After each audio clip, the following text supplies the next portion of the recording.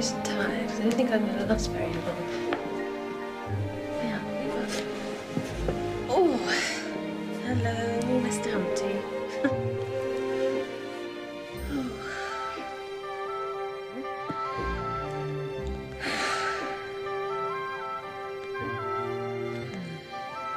Mom. Sorry.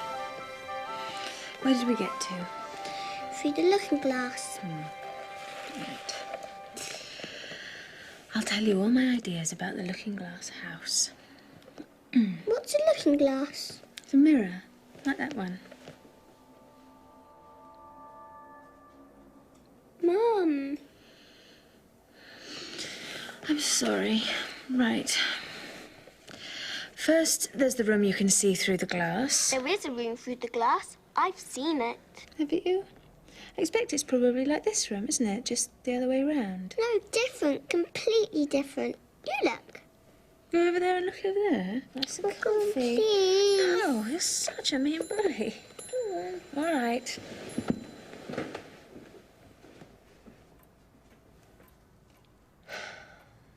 Can you see it? I can see you and me. I'd rather not see me at the moment. What about the room? The one through the glass? No, just this one and all your things. You're not looking hard enough. You've got to believe it before you can see it.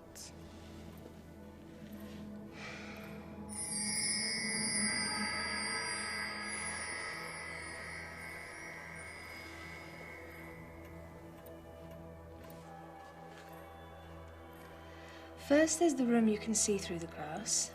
That's the same as our drawing room, only the things go the other way.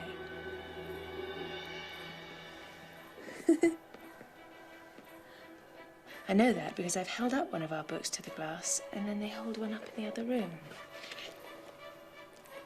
How nice it would be if only we could get into Looking Glass House. Go on, try.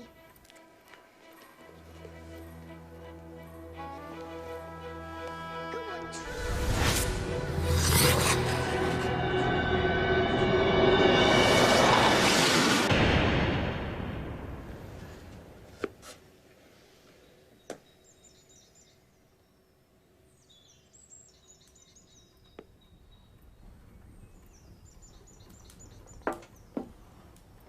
They don't keep this room nearly as tidy as they should.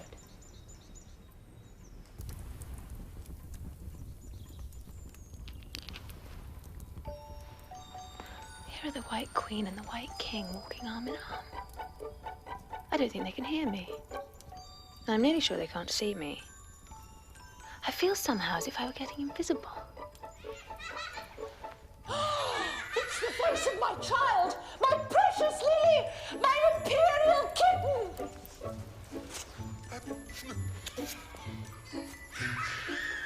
I'm coming.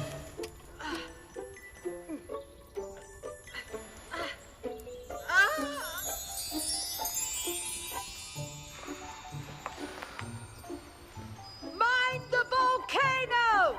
What volcano? It blew me up here! You come up the regular way! Don't get blown up! Well, you'll be hours and hours getting to the table at that rate. I better help you, hadn't I? Oh, please don't make such faces. You make me laugh so much I can hardly hold you. Water. I assure you, my dear, I turned cold to the very end of my whiskers. Call those whiskers? Oh, the horror of that moment. I shall never, never forget. You will forget it if you don't write it down in a memorandum.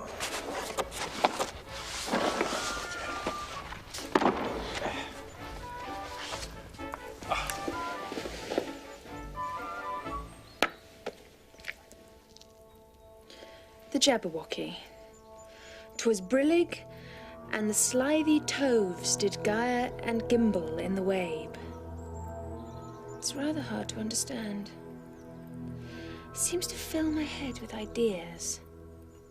Only I don't exactly know what they are. But if I don't make haste, I shall have to go back through the looking glass before I've seen what the rest of the house is like. I'll look at the garden first. My dear, I really must get a thinner pencil. I can't manage this one a bit. It writes all manner of things that I don't intend. What sort of things? The White Knight slid down the poker. He balanced very badly. That's not a memorandum of your feelings.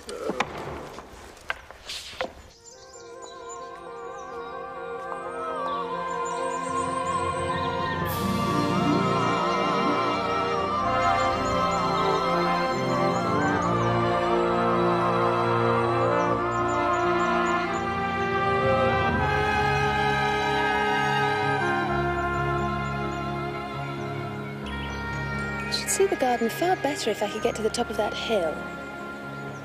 And here's the path that leads straight to it.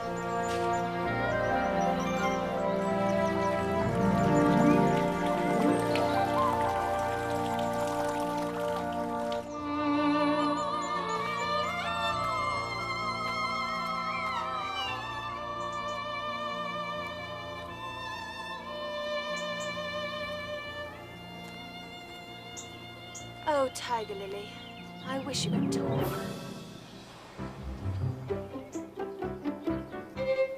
We can, when there's anybody worth talking to. Exactly.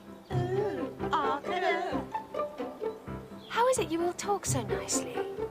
I've been in many gardens, but none of the flowers could talk. Put your hand on the ground, then you'll know why. In most gardens, they make the beds too soft, so the flowers are always asleep. I never thought of that before. It's my opinion that you never think at all. Absolutely. Are there any other people in the garden besides me? There's one other flower in the garden that can move about like you, but she's more bushy than you are. So she's not like me? Well, she has the same awkward shape as you, but she's redder and her petals are shorter. Yes, not tumbled about like yours. But that's not your fault. You're beginning to fade, you know. You are. And then one can't help one's petals getting a little untidy.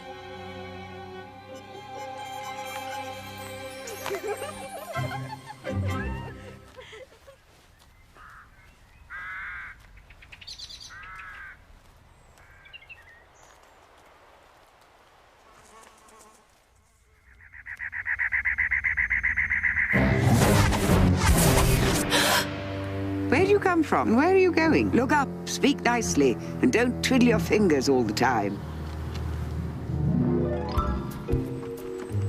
I've lost my way. I don't know what you mean by your way. All the ways about here are mine. But why did you come out here at all? Curtsy while you're trying to think what to say. It saves time. It's time for you to answer now. Open your mouth a little wider when you speak, and always say, Your Majesty. I only wanted to see what the garden was like. Your Majesty. That's right. Though when you say garden, I've seen gardens compared with which this would seem a wilderness. And then I thought I'd try to get to the top of that hill. When you say hill, I could show you hills in comparison with which you'd call that a valley. No, I shouldn't.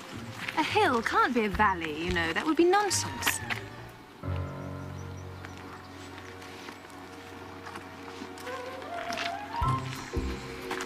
You may call it nonsense if you like, but I've heard nonsense compared with which that would be sensible as a dictionary.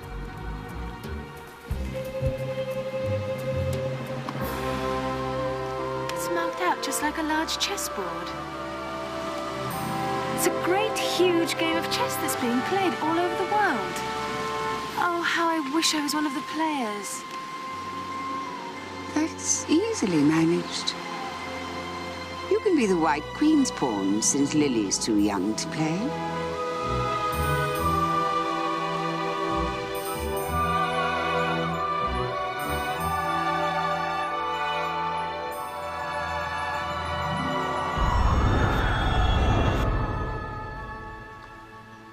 Now, you're in the second square to begin with.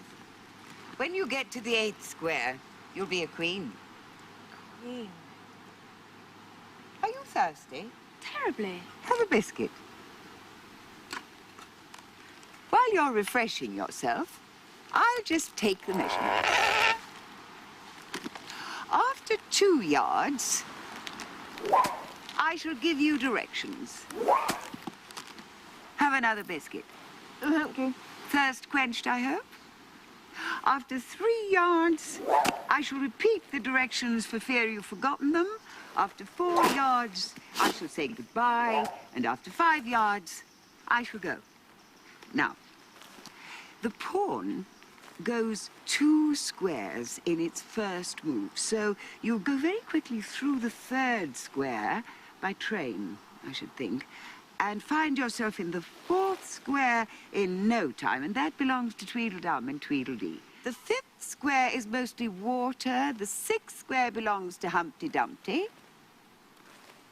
But you make no remark. I didn't know I had to make one just then. You should have said, "It's extremely nice of you to tell me all this." However, we'll suppose it's said. The 7th square is forest. However, one of the knights will show you the way. And in the 8th square, we'll be queens together, and it's all feasting and fun. Speak in French when you can't think of the English for a thing. Turn your toes out when you walk, and remember who you are. Goodbye.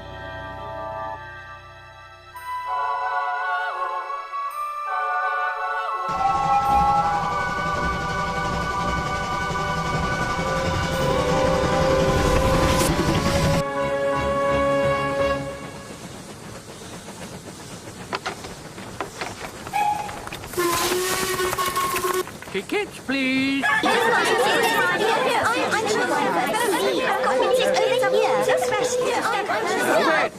Where's your ticket, child? Don't keep him waiting, child. Why, his time is worth £1,000 a minute. I'm afraid I don't have one.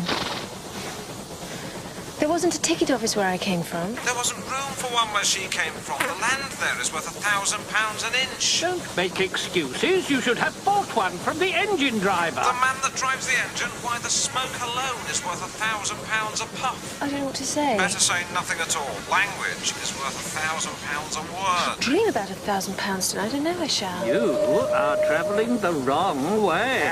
Sorry, but so young a child ought to know which way she's going, even if she doesn't know her own name. She ought to know her way to the ticket office, even if she doesn't know her alphabet. She'll have to go back from here as luggage. Lovely little parcel. Change engines. Sounds like a horse. You might make a joke on that. Something about horse and horse, you know. She could go by post. She's got an head on her like a stamp. You could be sent as a message by the telegraph. It's very nice. She must draw the train herself for the rest of the way. Never mind what he says. Get a return ticket every time the train stops. Indeed, I shan't. I don't belong to this railway journey at all. I was in a wood just now. I wish I was back there. You might make a joke on that. Something like, you would if you could, you know. If you're so anxious to have a joke made, why don't you make it yourself? I know you are a friend, a dear friend and an old friend, and you won't hurt me, though I am an insect. What kind of insect? What? Then you don't know that I'm a gnat? It's only appropriate to jump over into the 4th square.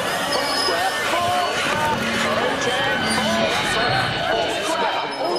4th square. You don't like all insects. I like ones that can talk. None of them talk where I come from. What kind of insects do you rejoice in? I don't rejoice in insects at all, because I'm rather afraid of them. At least the large ones. But I could tell you the names of some of them. And of course they answer to their names. I never knew them do it. What's the use of their having names if they don't answer to them?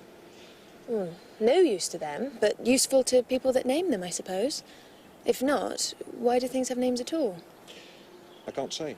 Furthermore, in the woods over there, they have no names. However, go on with your list. You're wasting time. Oh, well, there's the horsefly. Halfway up that bush, you'll see a rocking horsefly. It's made entirely of wood, and it gets about by swinging itself from branch to branch. What does it live on? Sap and sawdust. Go on with your list. Then there's the dragonfly. Look at the branch above your head. You'll see a snap dragonfly. Its body is a Cornish pasty. Its wings are holly leaves and its head is a small raisin burning in brandy. And what does it live on? Frumenty and mince pie, and it makes its nest in a Christmas box. And then there's the butterfly. Crawling at your feet, you'll observe a bread and butter fly. Its wings are thin slices of bread and butter, its body is a crust, and its head is a lump of sugar. And what does it live on? Weak tea with cream in it.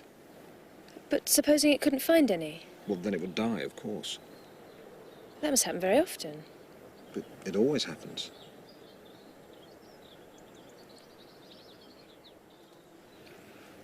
I suppose you wouldn't want to lose your name. No, indeed. And yet I don't know. I mean, imagine how convenient it would be if you managed to go home without it. For instance, if the governess were to call you to your lessons, she would shout out, "Come here!" And there she'd have to stop, for there would be no name for her to call. And of course, you wouldn't have to go. But that would never do, I'm sure. A governess wouldn't excuse me lessons for that. Well, if she said miss and then said nothing else, then of course you'd miss your lessons. That was a joke. I wish you had made it. Why do you wish I had made it? It was a very bad one. You shouldn't make jokes if it makes you so unhappy.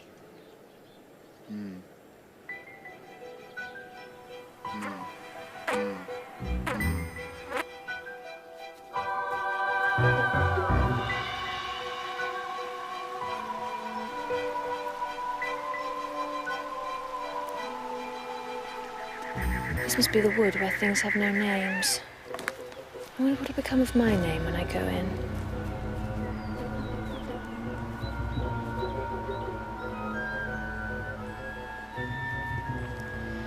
Beware the Jabberwock, my son, the jaws that bite.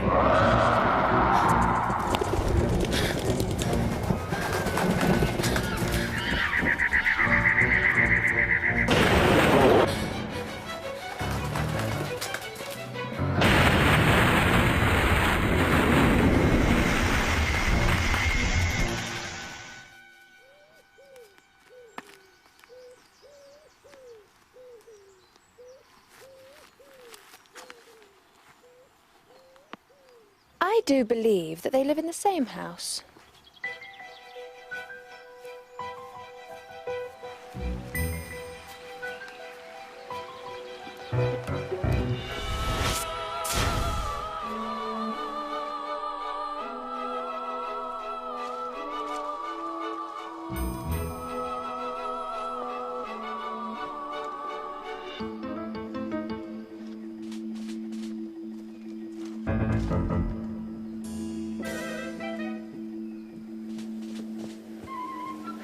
They've got the tweedles around the back of the collar. If you think we're waxworks, you ought to pay. Waxworks weren't made to be looked at for nothing, all right? If you think we're alive, you ought to speak. Sure, I'm very sorry. Tweedledum and Tweedledee agreed to have a battle, for Tweedledum said Tweedledee had spoiled his nice new rattle. I know what you're thinking, but it ain't so, Al, no. Yeah, because if it was so, it might be. And if it were so, it would be. But as it isn't, it ain't. That's logic. I was thinking, which is the best way out of these woods? It's getting so dark. Would you tell me, please?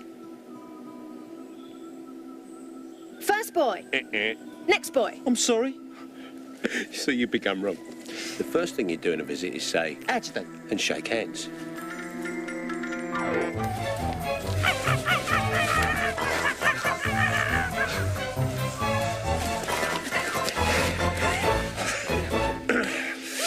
Twice round is enough for one dance. It would never do to say how do you do now. We seem to have got beyond that somehow. I hope you're not much tired.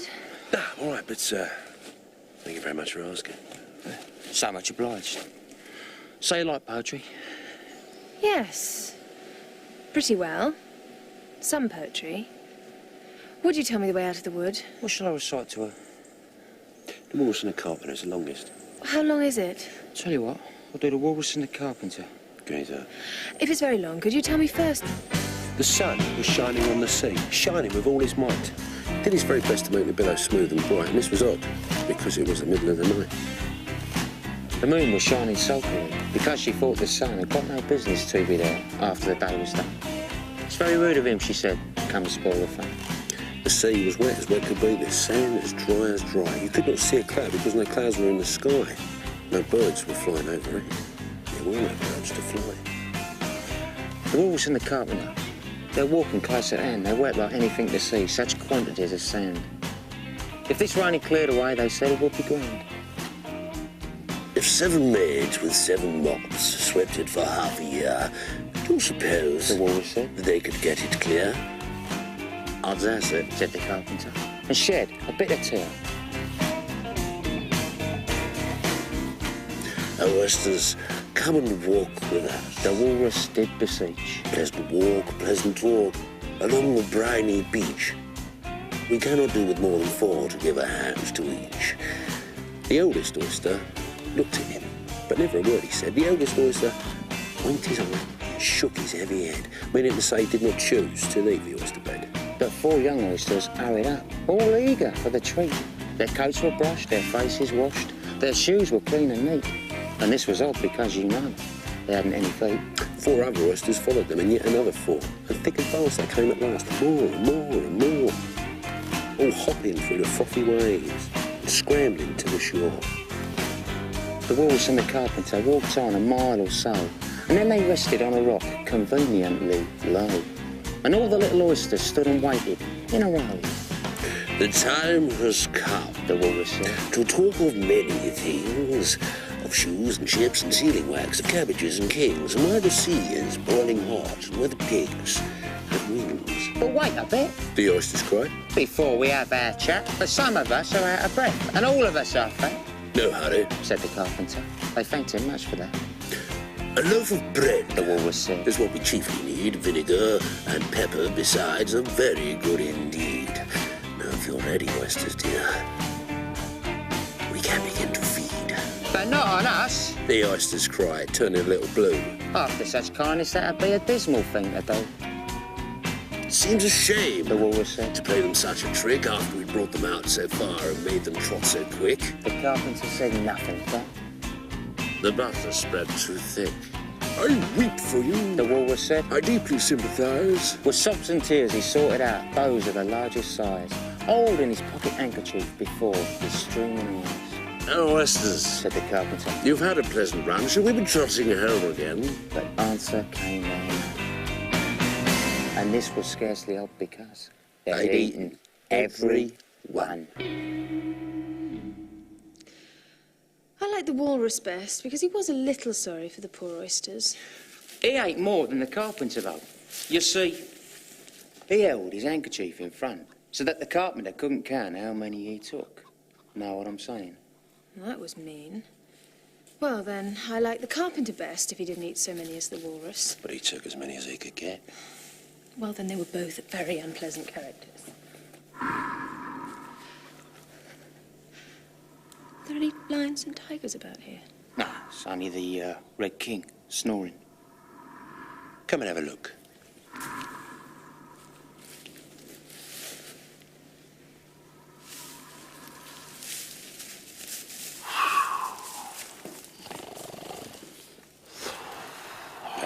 What a lovely sight. Fit to snore his head off. I'm afraid he'll catch cold lying on that damp straw. He's dreaming now. What do you think he's dreaming about? Well, nobody can guess that. Why, about you. If he left off dreaming about you, where do you suppose you'd be? Where I am now, of course. Nah, God bless you, nah. Not you. You'd be nowhere. Why, you're only a sort of thing in his dream. If that there king was to wake up now, you'd disappear. Boff. Just like that. Like that. No, not like that. Like that. If I'm just a sort of thing in his dream, what does that make you, I should like to know? Ditto. A ditto. Ditto! Hush, you'll be waking him if you make so much noise. Well, it's no use you talking about waking him when you're only one of the things in his dream. You know very well you're not real. I am real. I am real.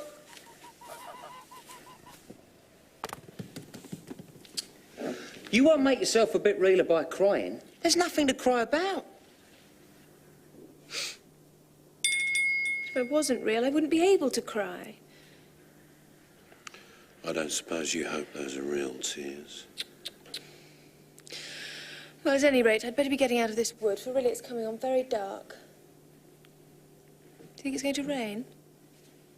I don't think so. At least not under here, anyhow. But it may rain outside. Well, it may. If it chooses. We've no objections, have we? No. Selfish things. Ah!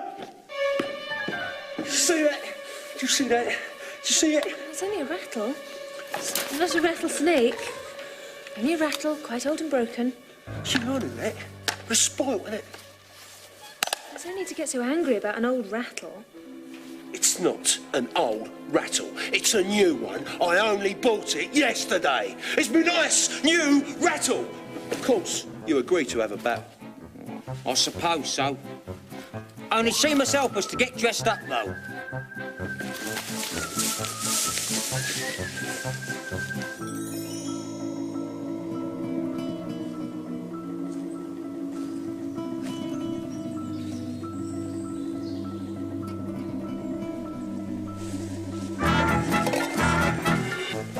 I hope you're good at pinning and tying things. Every one of these has to go on somehow. Yeah.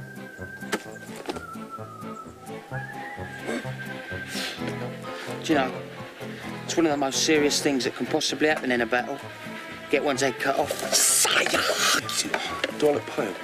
Oh, yes, a little. Yeah, because generally I'm very brave, but I've got a bit of a headache. I've got a bit of toothache. I mean, I'm far worse than you. Well, then perhaps you better not fight today. All right. Well, we've got to have a bit of a battle. But I don't care for it to go on too long. All right, what's the time now? About 4:30. Well, 5 till 6 and have dinner, yeah? Yeah, all right, yeah. Yeah, she can watch us. Only, you better not come very close. I mean, I generally hit everything I can see when I get really excited. Yeah, and I hit everything whether I can see it or not. Well, then you must hit the trees fairly often. I don't suppose there'll be a tree left standing by the time we finish. Just then flew down a monstrous crow as black as a tar barrel, which frightened both the heroes so they quite forgot their quarrel. Stop that. It's all right, let's just back off slowly. Don't run, don't run. Run!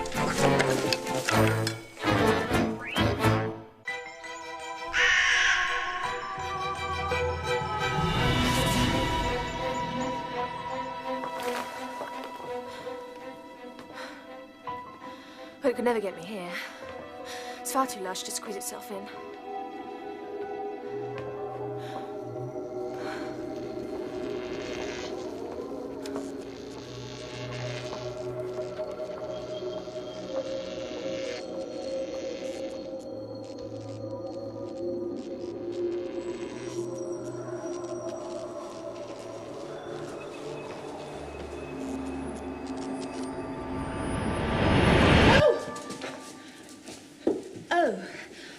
I'm very glad I happened to be in the way.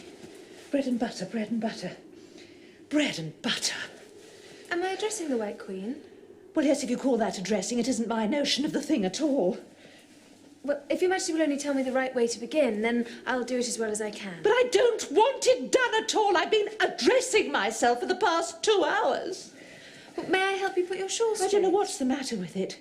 It's out of temper, I think. I've pinned it there, and I've pinned it there. There's no pleasing it. Well, it can't go straight, you know, if you pin it all on one side.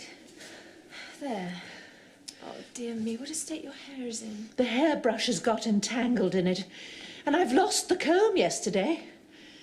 What you need is a lady's maid. Well, I'll take you with pleasure. 2p a week and jam every other day. No, I don't mean you should hire me. And I don't care for jam. It's very good jam. Well, I don't want any today, at any rate. Well, you couldn't have it even if you did want it. The rule is jam tomorrow and jam yesterday, but never jam today. But it must come sometimes to jam today. Oh, no, it can't. It's jam every other day. I don't understand you. It's dreadfully confusing. That's the effect of living backwards. It makes one a little giddy to begin with. Living backwards? I never heard of such a thing. But there is one great advantage in that one's memory works both ways. Well, I'm sure mine only works one way. I can't remember things before they happen. It's a poor sort of memory that only works backwards. What sort of things do you remember best? Oh, things that happened the week after next. For instance, there's the King's Messenger. He's in prison being punished. And the trial doesn't even begin till next Wednesday. And, of course, the crime comes last of all. I suppose he never commits the crime. Well, that would be all the better, wouldn't it?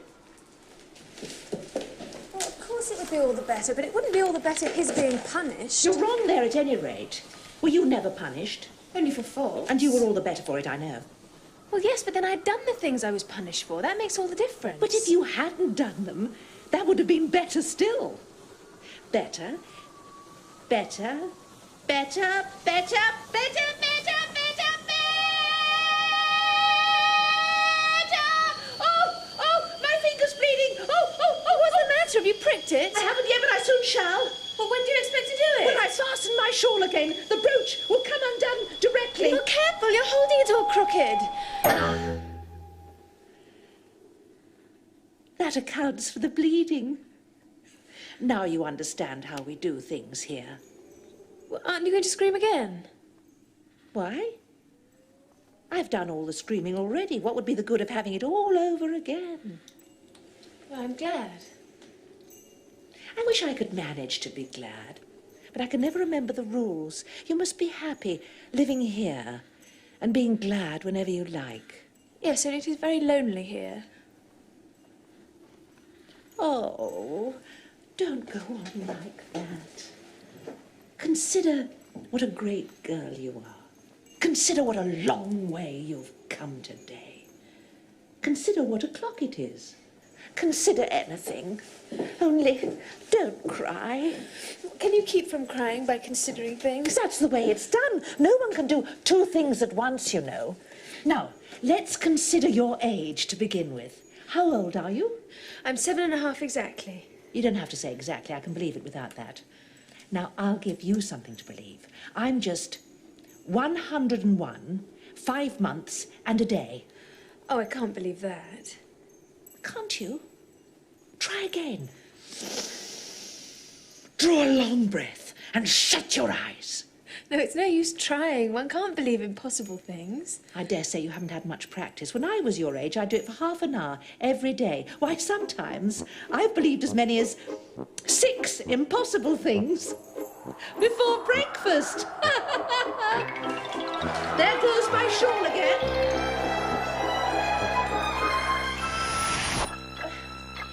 I hope your finger's better now.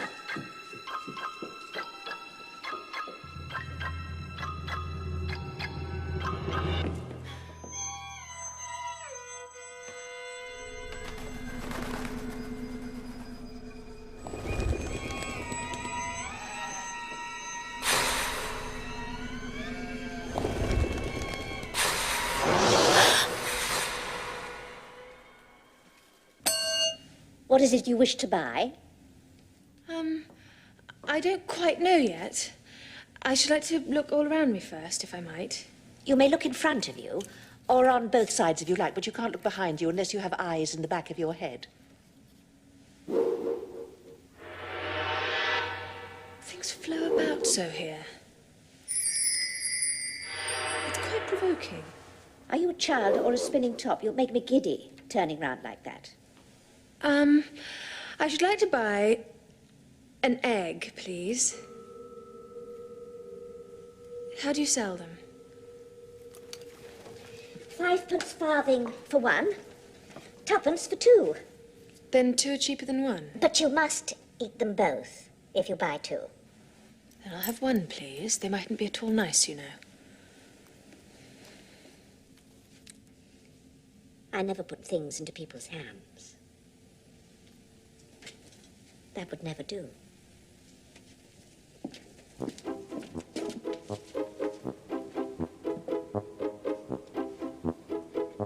You must get it yourself. I wonder why it wouldn't do. Well, the egg seems to get further away the more I walk towards it.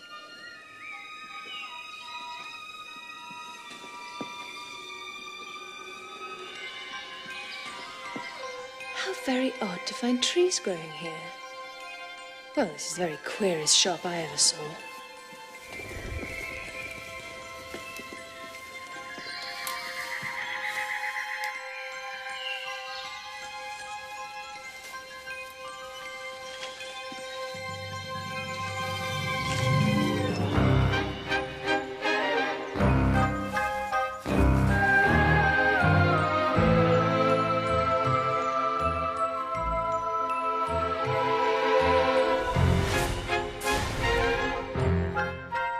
Humpty Dumpty.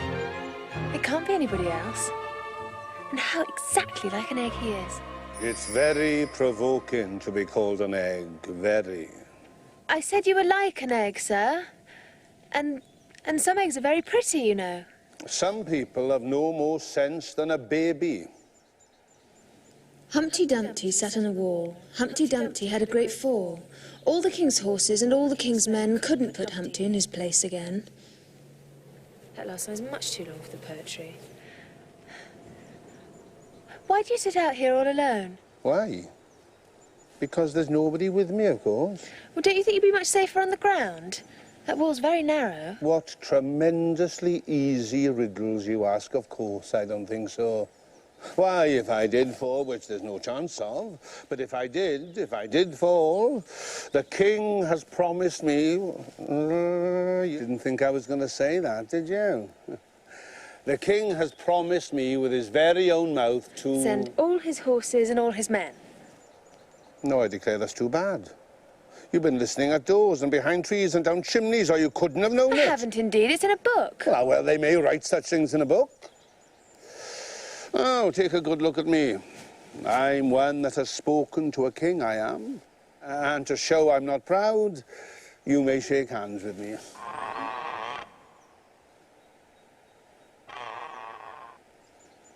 How old did you say you were? I'm 7 years and 6 months. You never said a word like it. I thought you meant how old am I? If I'd meant that, I'd have said it. Now, if you'd asked my advice, I'd have said... leave off at 7. But it's too late now. You seem very good at explaining things. I wonder, would you tell me, please, the meaning of the poem Jabberwocky?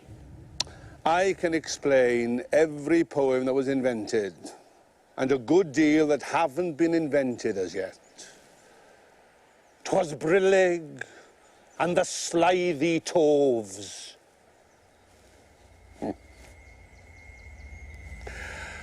'Twas brillig and the slithy toves did gyre and gimble in the wabe.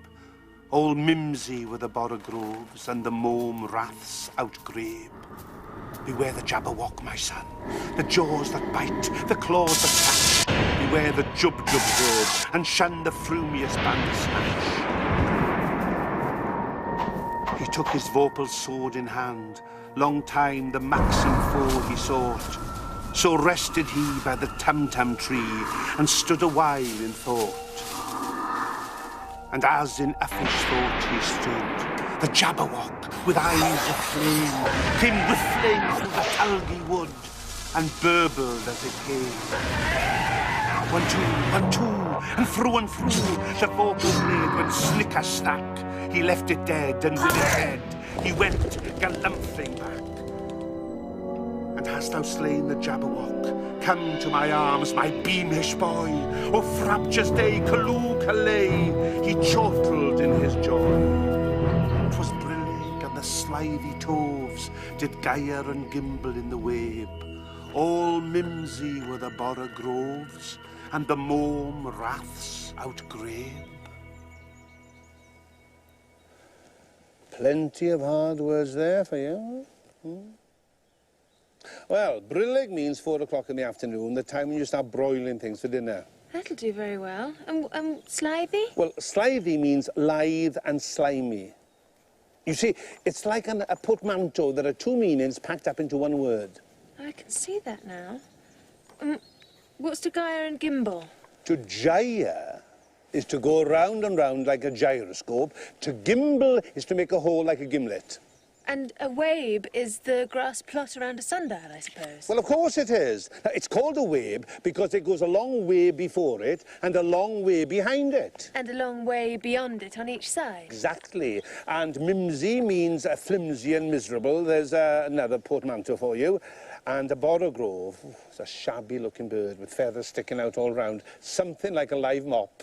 And what's outgrabe? Well, outgribbing is something between bellowing and whistling with a sort of sneeze in the middle. However, you'll hear it done maybe down in the wood yonder. And once you've heard it, you'll be quite content. That's all. Goodbye. Goodbye. Till we meet again. Well, I should know you again if we did meet. You're so like other people. 2 eyes, so, nose in the middle, mouth under. It's always the same. Now, if you had the 2 eyes on the same side of your nose and the mouth on top, that would be some help. But it would look nice. Wait till you've tried.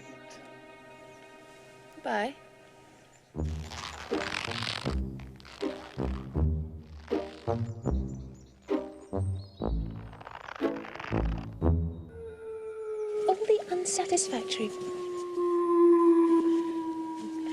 All the unsatisfactory people I've ever met. Wait till you've tried.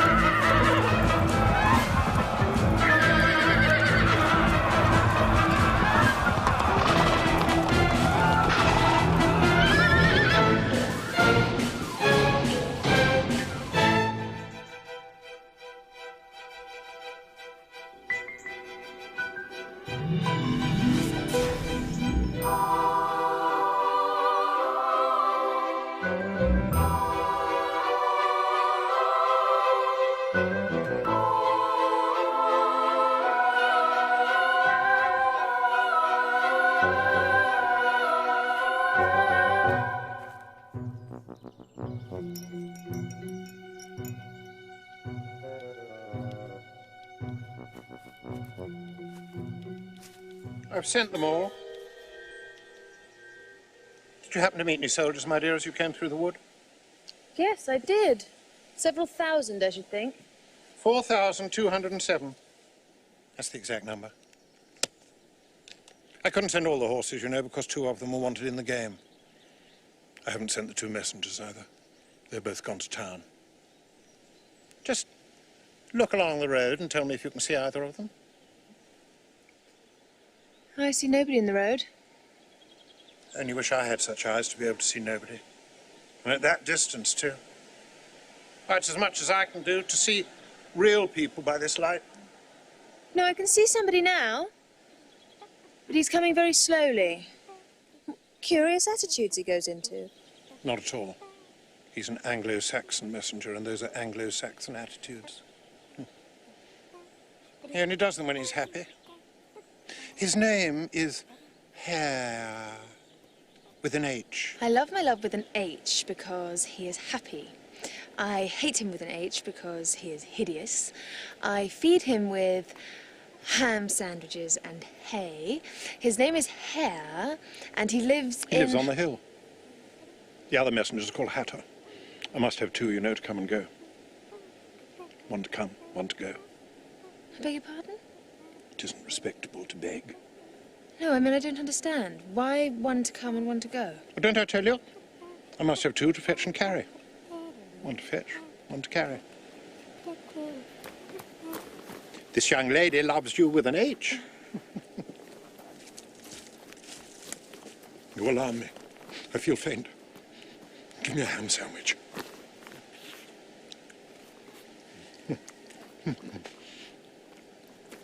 Another sandwich. There's nothing but hay left now. Hay, then.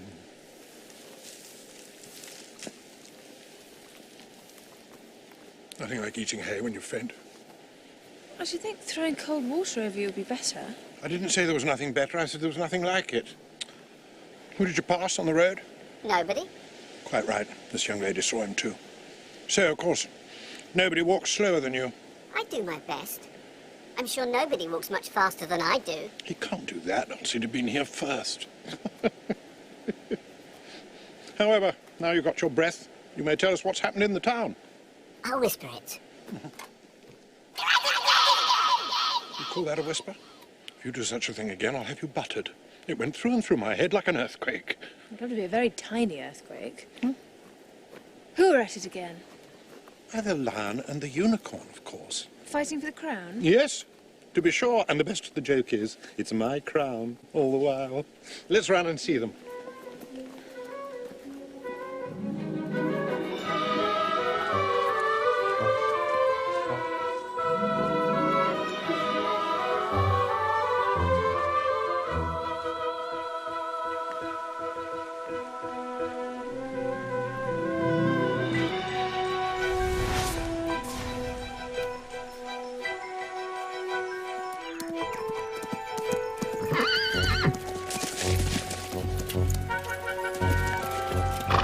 You're my prisoner.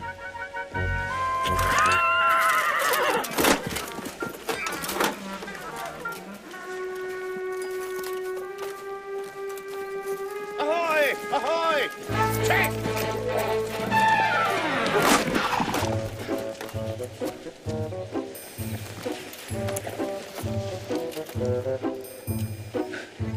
She's my prisoner, you know.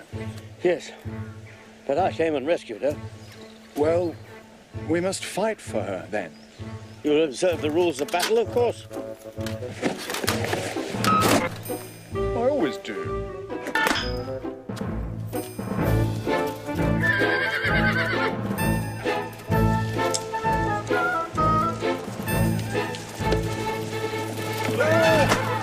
Well, I wonder now what the rules of battle are.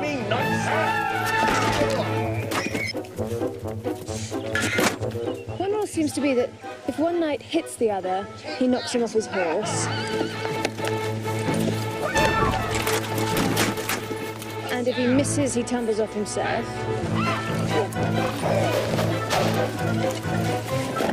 And another rule seems to be that they hold their clubs with their arms as if they were Punch and Judy.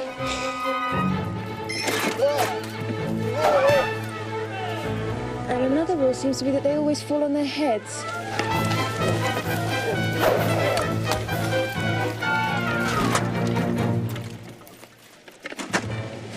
Right ho.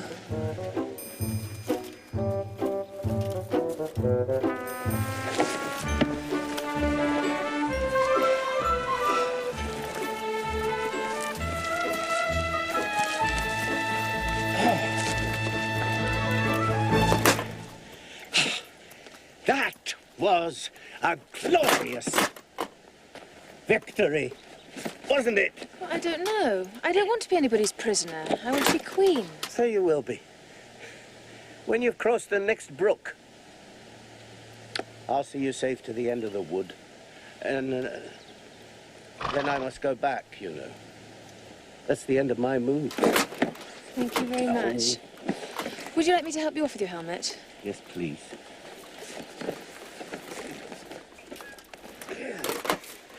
Holy.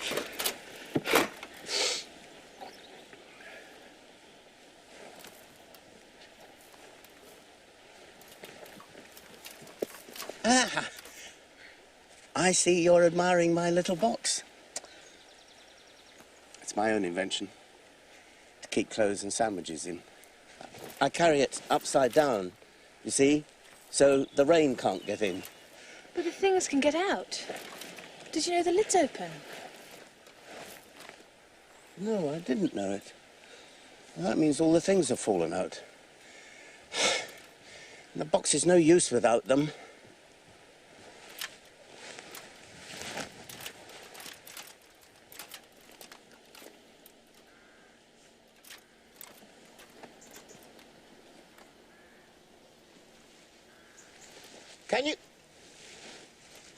Can you guess why I did that? I hope some bees may make a nest in it. Then I should get the honey. But you've got a beehive, or something very like one, fastened to the saddle.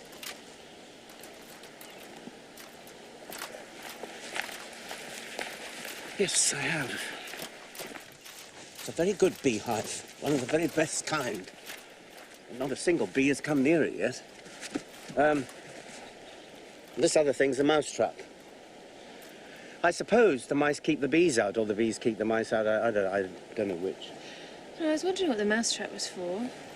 It isn't very likely there would be any mice on the horse's back. Not very likely, perhaps. But if they do come, I don't choose to have them running all about. It is well to be provided for everything, you see. I mean, that's the reason the horse has these anklets round his feet. What are they for? To guard against the bites of sharks. It's an invention of my own. And now help me up, please. I'll walk with you to the end of the wood. What's that dish for? It's meant for plum cake. Ah, we'd better take it with us, because it might come in handy if we find any plum cake. Help me to get it into this thing. Oh, tight squeeze. There are a lot of candlesticks in here. But you got your hair well fastened on. Well, only in the usual way. That's hardly enough. The wind is so very strong here. It's as strong as soup. Have you invented a plan for keeping the hair from being blown off? Not yet. But I've got a plan for keeping it from falling off. Well, I should like to hear it very much. Well, first you take an upright stick. Then you make your hair creep up it like a fruit tree. Now, the reason hair falls off is because it hangs down. Things never fall off upwards. See, it's a plan of my own. You may try it if you like. I'm afraid you haven't had much practice in riding. What makes you think that? Because people don't fall off quite so often when they've had much practice. I've had plenty of practice. Plenty of practice.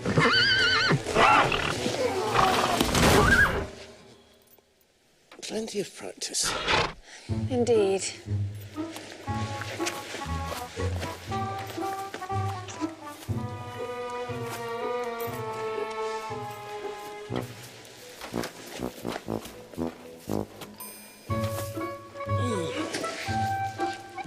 The great art of riding is to keep...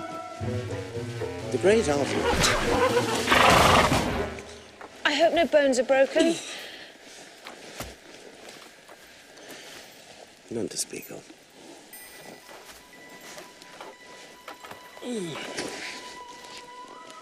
Oh, it's too ridiculous. You ought to have a wooden horse with wheels, that you ought. Does that kind go smoothly? Much more smoothly than a live horse. Well, then, I'll get one. One or two, several. I'm a great hand at inventing things, you know. I dare say you noticed the last time you picked me up, I was looking rather thoughtful. You were a little grave. Just then I was thinking of a new way of getting over a gate. Would you like to hear it? Very much indeed. Well, I'll tell you how I came to think of it. You see, I said to myself, the only difficulty is with the feet. The head is high enough already. Now, first I put my head on the gate, then the head's high enough. Then I stand on my head and the feet are high enough. You see? Then I'm over. You see? I suppose you would be over by the time you'd done that, but don't you think it'd be rather hard? Well, I haven't tried it yet, so I can't tell for certain. I'm afraid it would be a little hard. How can you go on talking so quietly, head downwards? Oh, does it matter where to be? My mind goes on working all the same. In fact, the more onwards I happen to be, the more I keep inventing new things. The cleverest thing I ever did.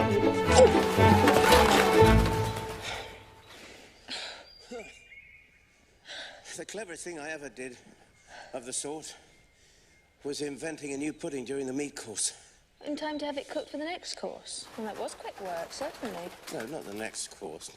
Certainly not the next course. Well, then it would have to be the next day. I suppose you wouldn't have 2 pudding courses in one dinner. No, not the next day. No, not the next day. In fact, I don't believe that pudding ever was cooked. In fact, I don't believe that pudding ever will be cooked. And yet, it was a very clever pudding to invent. What did you mean it to be made of? It began with blotting paper. That wouldn't be very nice, I'm afraid. Not very nice alone. But you've no idea the difference it makes mixing it with other things like gunpowder and sealing wax. And here I must leave you.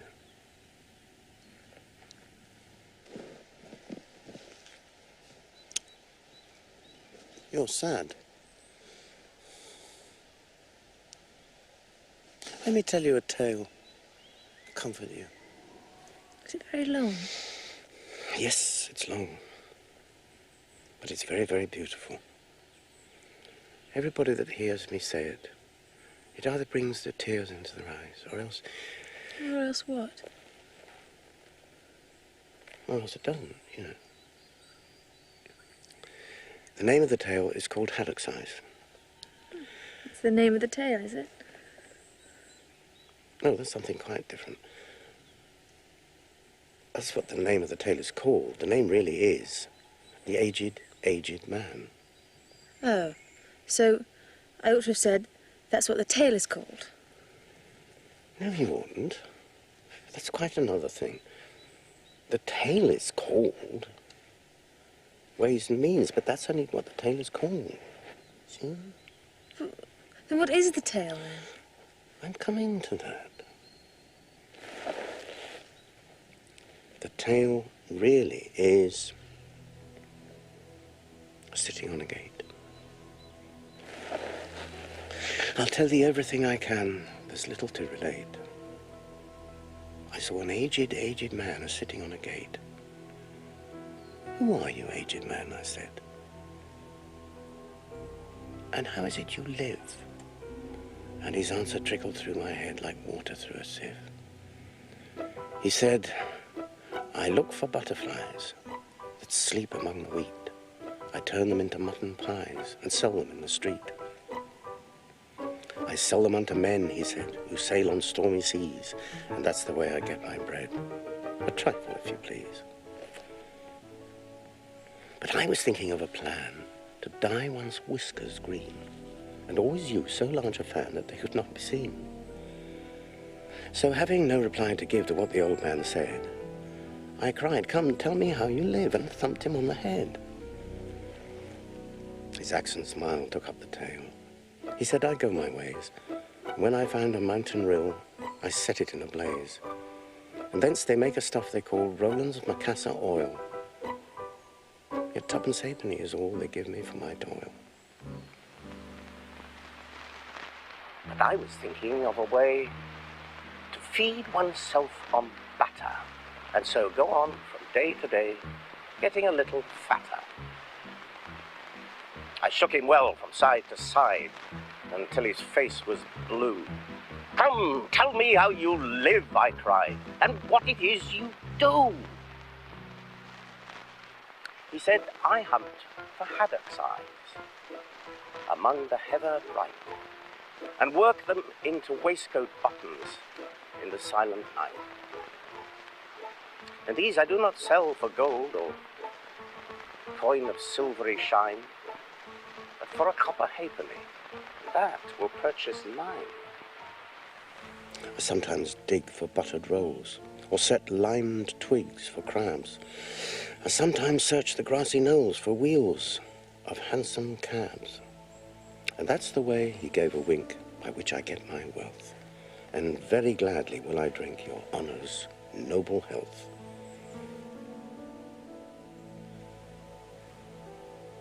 I heard him then, for I had just completed my design to keep the Menai Bridge from rust by boiling it in wine.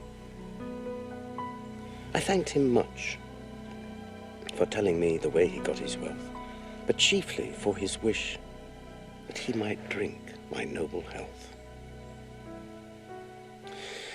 And now, if e'er by chance I put my fingers into glue, or madly squeeze a right-hand foot into a left-hand shoe, or if I drop upon my toe a very heavy weight, I weep, for it reminds me so of that old man I used to know, whose look was mild, whose speech was slow, whose hair was whiter than the snow, whose face was very like a crow, with eyes like cinders all aglow, who seemed distracted with his woe, who rocked his body to and fro, and muttered mumblingly and low, as if his mouth was full of dough, and snorted like a buffalo.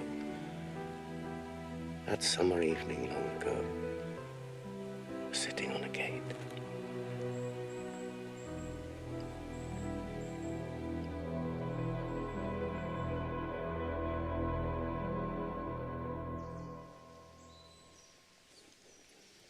You've only a few yards to go now. Down the hill and over that brook, and you'll be a queen. Only you'll stay and see me off first. I shan't be long. You'll wait and wave your handkerchief when I get to that turn in the road. I think it'll encourage me, you see. Of course I will. And thank you so much for coming this far, and for the tale. I liked it very much. Hope so. You didn't cry so much as I thought you would.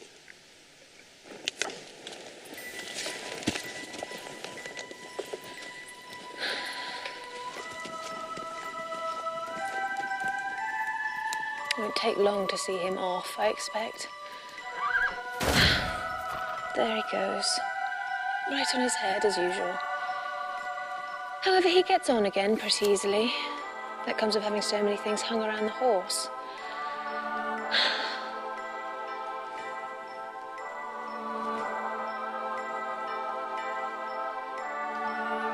I hope it encouraged him. And now for the final brook, and to be a queen. How grand it sounds.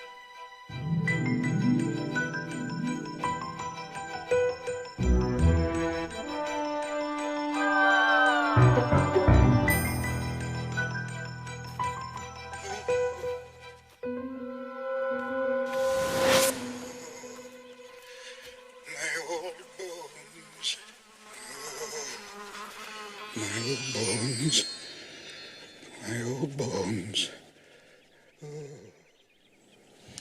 It's rheumatism, I should think. I hope you're not in much pain. Dearie me. Can I do anything for you?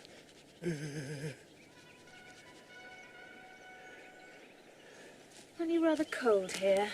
Now you go on. Worrity, worrity. There never was such a child.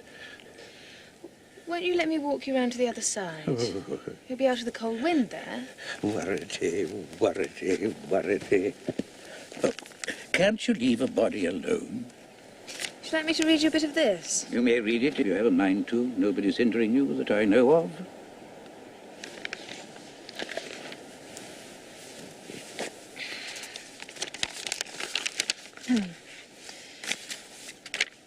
Latest news. The exploring party have made another tour in the pantry and have found 5 new lumps of white sugar. Large and in fine condition. In coming back... Any brown sugar? No, it says nothing about brown. No brown sugar. A nice exploring party. In coming back, they had a sad accident. 2 of their party were engulfed. What? Engulfed. There's no such word in the language. But it's in this paper. Let it stop there. You're not well at all. Can't I do anything for you? It's all along of the wig. Along of the wig? You'd be cross, too, if you had a wig like mine. They jokes at one and they worrits one, and then I gets cross, and I gets cold, and I gets under a tree, and I gets a yellow handkerchief, and I ties up my face, as at the present. Tying up the face is very good for the toothache. And it's very good for the conceit. Is that a kind of toothache? Well, no. It's when you hold your head up, so, without bending your neck. Oh, you mean stiff neck? Oh, that's a newfangled name. It was called conceit in my day. Conceit isn't a disease at all. It is, though. Wait till you have it, and then you'll know. And when you catches it, just try tying a yellow handkerchief around your face. It'll cure you in no time.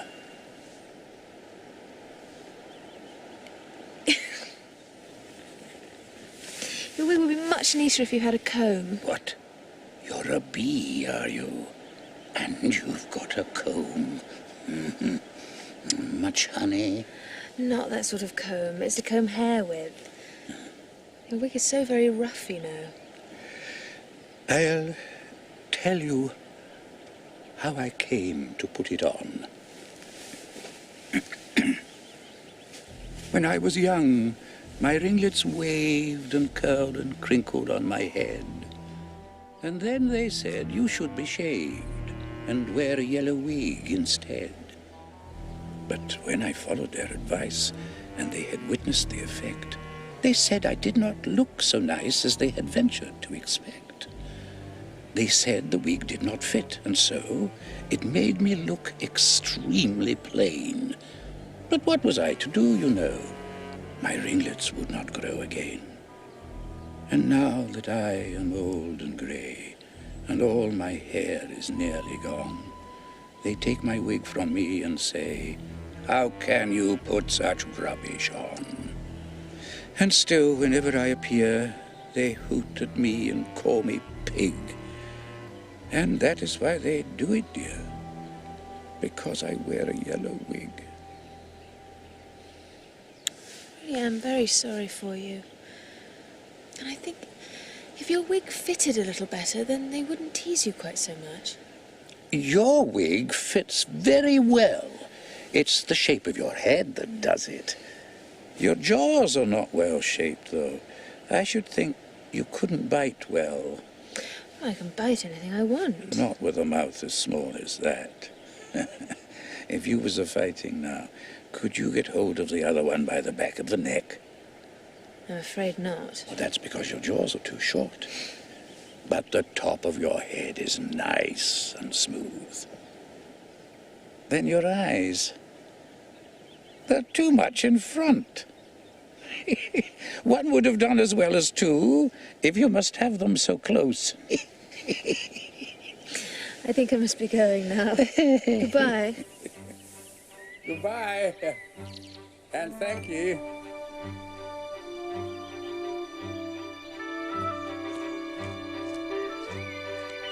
And now for the last brook, and to be a queen. How grand it sounds. The 8th square at last.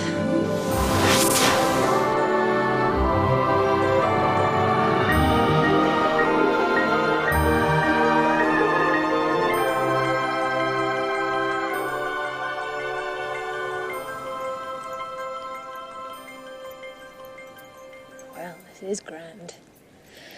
I never expected to be a queen so soon. And I'll tell you what it is, Your Majesty. It'll never do for you to be lolling about like that. Queens have to be dignified, you know. If I really am a queen.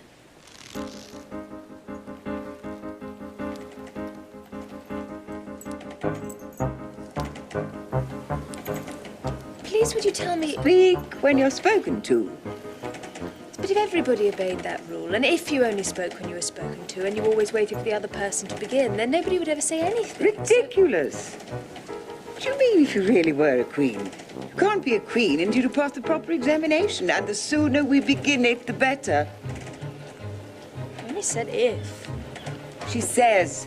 She only said if. But she said more than that. Oh, ever so much more than that. So you did, you know. Think before you speak. Always speak the truth and write it down afterwards. I'm sure I didn't mean... That's just what I complain of you should have meant. What you suppose is the use of a child without any meaning. Even a joke should have some meaning. And a child is more important than a joke, I hope. You couldn't deny that if you tried it with both hands. I don't deny things with my hands. No one said you did. I said you couldn't if you tried. She has it in her mind to deny something, but she doesn't know what to deny. A nasty, vicious temper. I invite you to Alice's dinner party this afternoon. And I invite you. I didn't know I was to have a party at all, but if there is to be one, I think I ought to invite the guests. We gave you the opportunity to do so. But I dare say you haven't had many lessons in manners yet. No! Manners are not taught in lessons. Lessons teach you to do sums and things of that sort. Can you do addition? What's 1 and 1 and 1 and 1 and 1 and 1 and 1? I don't know, I lost count. She can't do addition. Can you do subtraction? Take 9 from 8. 9 from 8, I can't. She can't do subtraction. Can you do division? If you divide a loaf with a knife, what's the answer? I suppose... Bread and butter, of course. Try another subtraction sum. Take a bone from a dog. What remains? Well, the bone wouldn't remain if I had taken it. And the dog wouldn't remain. It would come after me. And I'm sure I shouldn't remain. So you think nothing would remain? Yes, I think that's the answer. Wrong as usual. The dog's temper would remain. I don't see how. Look, the dog would lose its temper, wouldn't it? Perhaps it would. So if the dog went away, the temper would remain. They might go different ways. She can't do sums a bit. Can you answer useful questions? How is bread made? Well, you take some flour. Where do you pick the flour? You don't pick it at all. It's ground. How many acres of ground? You mustn't miss out so many things. Fan her head. She'll be feverish after all that thinking. Do you know languages? What's French for fiddle-de-dee? Fiddle-de-dee isn't English. Whoever said it was? Well, if you can tell me what language fiddle-de-dee is, I'll tell you the French for it. Queens never make bargains. I wish queens never asked questions. I'm so sleepy. She's tired. Smooth her hair and sing her a soothing lullaby. I don't know any soothing lullabies. Hush-a-bye, lady, in Alice's lap. Till the feast's ready, there's time for a nap. When the feast's over, we'll go to the ball. Red queen and white queen and Alice and all. Now that you've heard the words, sing it through to me. I'm a bit tired now. Hush.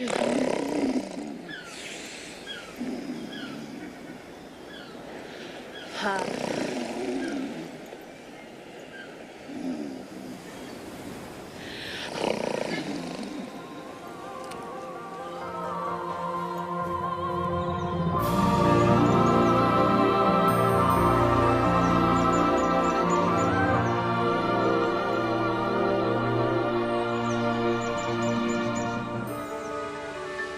I'm not a visitor, and I'm not a servant. There ought to be one marked Queen. No admittance till the week after next.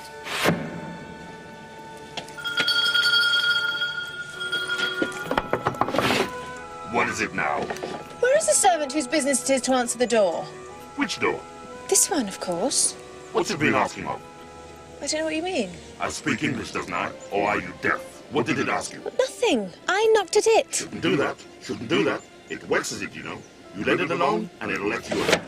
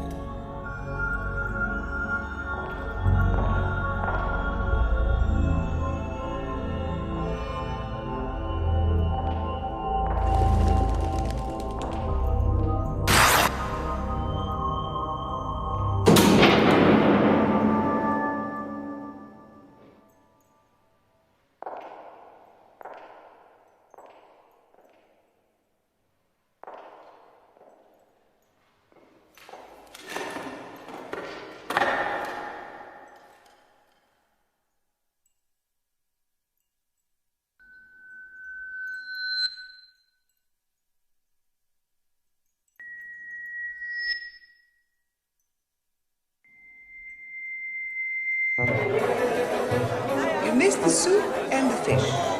Bring on the joint.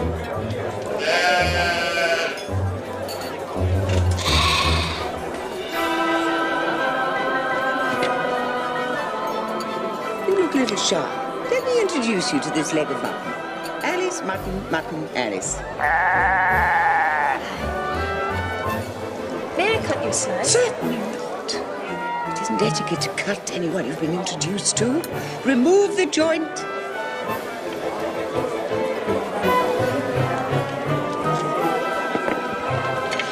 I will be introduced to the pudding, please, or we shall get no dinner at all. Pudding, Alice, Alice, pudding. Remove the pudding. Waiter, bring back the pudding.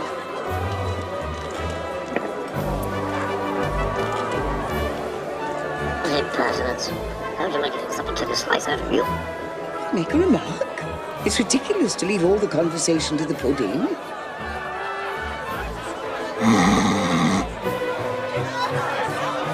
Do you know, I've had such a quantity of poetry repeated to me today, and it's a curious thing.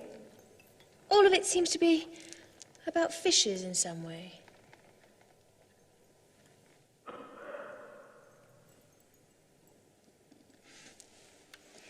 Queen Alice's health.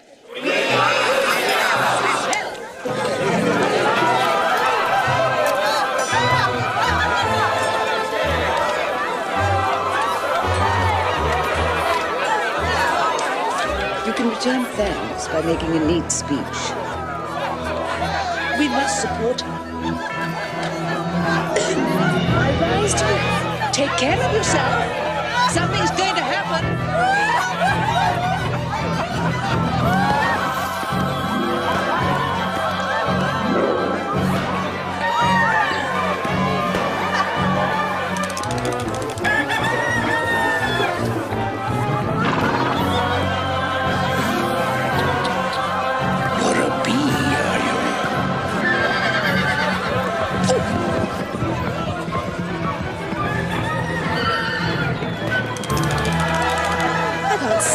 Any longer.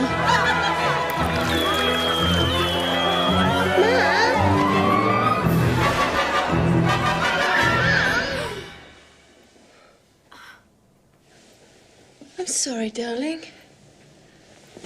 Shall we read some more tomorrow night? Okay.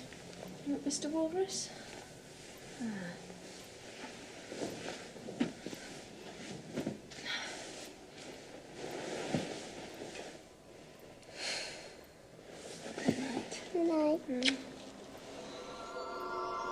That's not a memorandum of your feelings. That's the end of my move. Oh, facing and fire.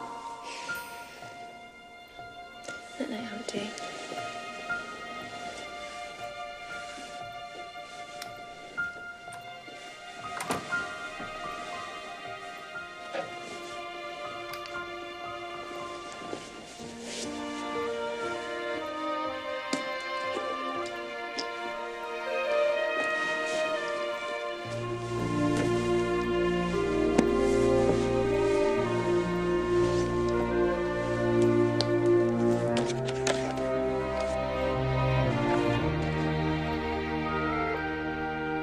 Boat beneath a sunny sky, lingering onward dreamily, in an evening of July.